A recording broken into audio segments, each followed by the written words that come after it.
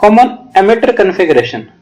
Common emitter configuration वो वाली होती है जिसमें एमिटर को आप क्या करते हैं, इनपुट और आउटपुट के बीच में कॉमन कर देते हैं।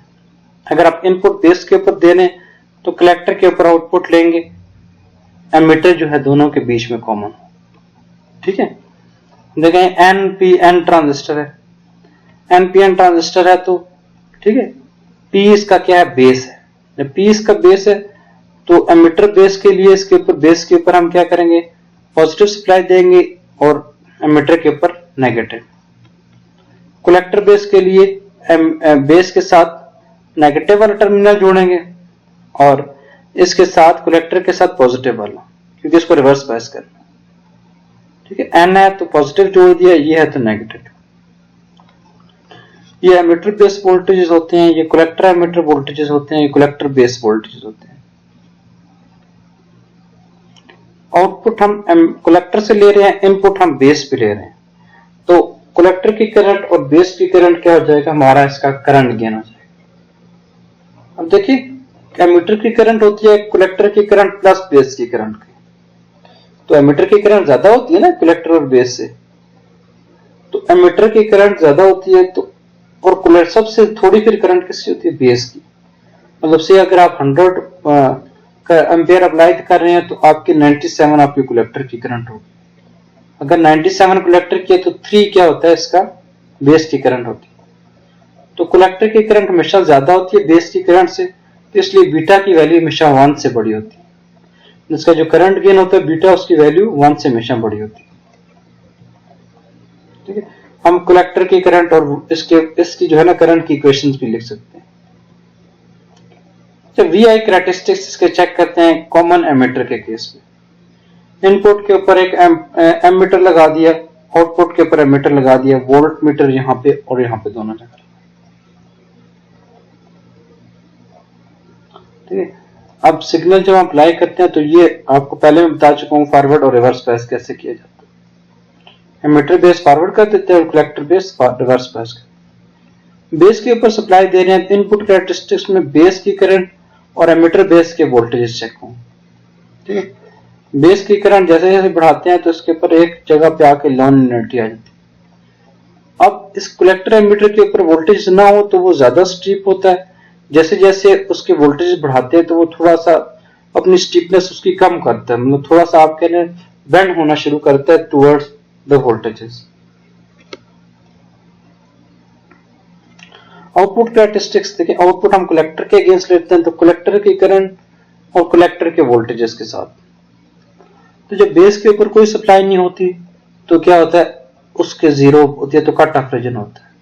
जब बेस के ऊपर थोड़ी सी सप्लाई देते हैं तो इसमें से एक कांस्टेंट करंट फ्लो करना शुरू कर देता है, जो वोल्टेज के चेंज होने से नहीं बदलती। अच्छा, ये बड़ी इंपॉर्टेंट चीज है। देखिए, यहाँ पे पॉजिटिव साइकिल ये वाला है, इधर पॉजिटिव साइकिल ये वाला, इधर नेगेटिव साइकिल ये वाला है, इधर नेगेटिव साइकिल ये वाला, ये उल्टा कुछ साहब होगा। इसको हम देखते हैं कि इसके अंदर फेज रिवर्सल कैसे आता है, क्योंकि ये जो है ना कॉमन एमिटर, ये 180 डिग्री का फेज रिवर्सल देता है, आपको रिवर्स होकर फेज मिलता है। मतलब आप जब बढ़ा रहे होते हैं तो आउटपुट कम हो रही होती है। ठीक है, अब देखिए बेस के ऊपर सप्लाई दे रहे हैं, आप गौर से देखिए, जैसे जैसे हम बेस के ऊपर सप्लाई दे रहे हैं, बेस के ऊपर जैसे सप्लाई बढ़ाएंगे तो एमिटर के इसकी रेजिस्टेंस कम हो जाएगी, इसकी रेजिस्टेंस कम हो जाएगी, तो यहाँ से फ्लो ऑफ करंट ज्यादा हो जाएगा। जब फ्लो ऑफ करंट ज्यादा हो जाएगा, जब फ्लो ऑफ करंट यहाँ से ज्यादा इस तरफ आएगा तो इस रेजिस्टेंस में ड्रॉप ज्यादा होगा। इस रेजिस्टेंस में ड्रॉप ज्यादा होगा तो हमें आउटपुट पे हमें वोल्टेज क्या मिलेंगे, कम मिलेंगे, क्योंकि यहाँ पे voltage drop V is equal to I R यहाँ पे ज्यादा होगा तो यहाँ पे हमें क्या मिलेंगे, कम मिलेंगे। ठीक है, अब दूसरी तरफ देखें, जब हम इनपुट कम करते हैं यहाँ पे, तो इसके यहाँ पे कम होने की वजह से यहाँ से इसकी रेजिस्टेंस ज्यादा होगी। जब इसकी रेजिस्टेंस ज्यादा होगी तो रेजिस्टेंस के इसके अक्रॉस I कम होने की वजह से यहाँ पे ड्रॉप कम हो, यहाँ ड्रॉप कम होगा तो हमें यहाँ पे आउटपुट पे वोल्टेज ज्यादा मिलेंगे। The signal that adds to VB cause the transistor current to increase, जो सिग्नल VB के साथ एड अप हो जाएगा इसके साथ, ठीक है, तो वो सिग्नल को इंक्रीज करेगा, जो उसको सब्ट्रैक्ट हो गया वो डिक्रीज करेगा। ठीक है। पॉजिटिव पीक के ऊपर यहाँ पे ड्रॉप ज्यादा होगा तो आउटपुट डिक्रीज करेगी।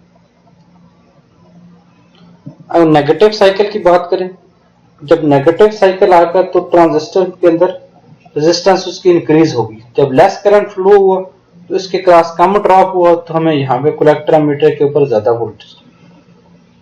अब देखिए यहाँ पे उल्टा काम हो रहा है। जब उल्टा काम हो रहा है, जब आप बढ़ा रहे हैं करंट तो आपका ड्रॉप ज्यादा हो रहा है, तो इसका मतलब आउटपुट कम हो रही है। जब आप कम कर रहे हैं तो आपका बड़ा ड्रॉप बढ़ रहा है। जब आप करंट कम करें तो आपका ड्रॉप कम होने की वजह से आपको आउटपुट ज्यादा मिले। तो ये इंक्रीजिंग और डिक्रीजिंग के लिहाज से इसलिए नेगेटिव आता है। जब आप यहां से बढ़ा रहे होते हैं तो यहां से आउटपुट पे वोल्टेजेस कम हो रहे होते हैं, ठीक है। जब आप यहां से लेकर यहां तक आउटपुट पे वोल्टेज कम, इनपुट पे कम कर रहे हैं तो आउटपुट पे वोल्टेज क्या हो रहे हैं, इंक्रीज हो रहे हैं। फिर अब जब यहां से यहां तक वोल्टेज बढ़ाते हैं तो आउटपुट फिर से कम होना शुरू हो जाता है। तो इस तरह से हमें साइकिल मिलता है। इसके हम केवीआर से इसके आउटपुट की इक्वेशंस भी लिख सकते हैं, इनपुट की इक्वेशंस भी लिख सकते हैं। तो यहाँ पे जो वोल्टेज है, ये वाले वोल्टेज प्लस इसके वोल्टेज ड्रॉप प्लस ये वाले वोल्टेज मिलके सारे वोल्टेज मिले। इस तरह आउटपुट पे देखें तो ये वाले वोल्टेज जो है, ये वाले वोल्टेज प्लस इसके वोल्टेज ड्रॉप मिलके। तो कॉमन एमिटर को ऐसे सोलर सेल भी एक्ट करते हैं। जैसे जैसे इसके ऊपर लाइट पड़ती है, ठीक है, तो इसकी रेजिस्टेंस क्या होती है, कम होती जाती है।